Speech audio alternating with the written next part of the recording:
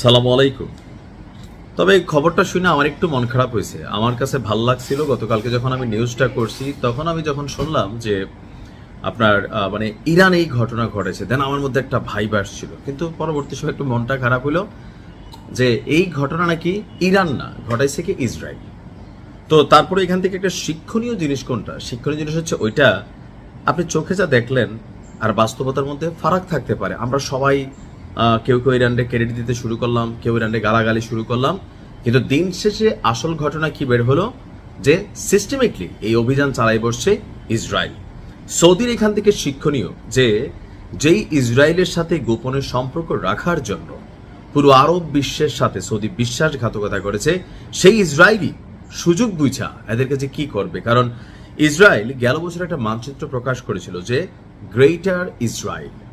তো সেখানে আমরা দেখেছি সৌদির কিছু অংশ ইসরায়েল তাদের মানচিত্রের মধ্যে নিয়ে আসছে। দর্শক, চাঞ্চল্যকর তথ্য হচ্ছে মধ্যপ্রাচ্যের জ্বালানি খাতে অস্থিতিশীল পরিস্থিতি তৈরি এবং ইরানের বিরুদ্ধে সৌদিকে লেলিয়ে দেওয়ার জন্য বা ধরেন একটা গুটিবাজি করার জন্য সৌদির সবচেয়ে যে বড় তেল কোম্পানি সৌদি আরামকোর, যেই রাশ তানুরা তেল শোধনাগার বলা হয় থাকে, যে সৌদি আরবের তেল শোধনাগারের মধ্যে অর্থনীতির মেরুদণ্ড এটা, সেইখানে অভিযান চালিয়েছে ইসরায়েল।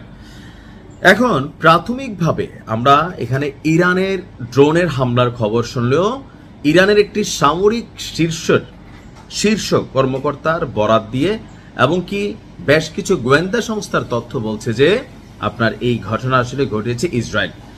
ইরানের সামরিক সূত্রটি তাসনিম নিউজকে দেওয়া একান্ত সাক্ষাৎকারে এই হামলাকে ইসরায়েলের একটি ফলস ফ্ল্যাগ অপারেশন বলে অভিহিত করছে। ফলস ফ্ল্যাগ অর্থাৎ হচ্ছে ভুয়া পতাকার নিচে চালানো এই অপারেশনের লক্ষ্য হচ্ছে কি, যে দুইটা মানুষের মধ্যে, দুইটা দেশের মধ্যে সম্পর্ক নষ্ট করার জন্য একটা নীরব গুটিবাজি।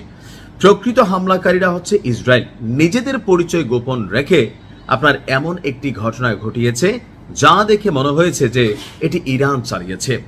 এই কৌশলের মাধ্যমে তারা আঞ্চলিক দেশগুলোর অর্থাৎ মধ্যপ্রাচ্যের দেশগুলোর দৃষ্টি আকর্ষণ এবং ইরানের বিরুদ্ধে তারা একটা ন্যারেটিভ তৈরির চেষ্টা চালাচ্ছে এবং কি নিজেরা ঘটনা ঘটিয়ে সেই অপরাধের দায় ইরানের ঘাড়ে চাপিয়ে দিচ্ছে।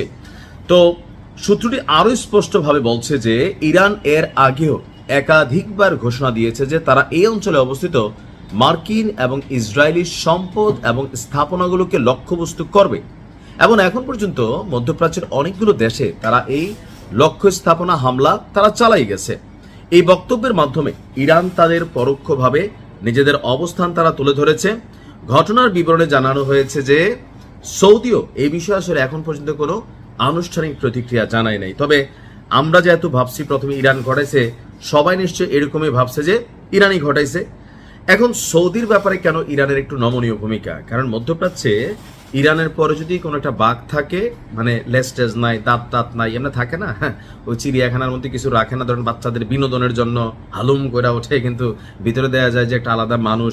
তো ওই রকম আপনি ধরতে পারেন যে এরকম টাইপের একটা বাঘ হচ্ছে সৌদি। তো আছে আর কি, মানে দূর থেকে মনে হয় বাঘ, ভিতরে আসলে কিচ্ছু নাই। বাট অর্থনীতি বলেন, তাদের এখানে কর্মসংস্থানের জায়গা বলেন, আন্তর্জাতিক বিশ্বে সৌদির সার্বিক দিক মিলিয়ে যে অবস্থান বলেন, সেদিক থেকে ইরানের একটা বড় বাধা কিন্তু সৌদি। তা আমার মনে হয় ইরান এই পর্যন্ত অনেকগুলো দেশে হামলা চালালেও সৌদিতে হাত দিবে, আমার কাছে একটু কেমন লাগছিল। বাট আমি খুশি হয়েছিলাম, দিলে খুশি হইতাম। মক্কা মদিনা ছাড়া যা আছে, হ্যাঁ, তামা কইরা ফেলা উচিত, বোঝাই দেওয়া উচিত যুবরাজ সালমান রে। তো যাই হোক, গুটিবাজ হচ্ছে ইসরায়েল, বুঝতেই পারছেন। ভালো থাকুন, আসসালামু আলাইকুম।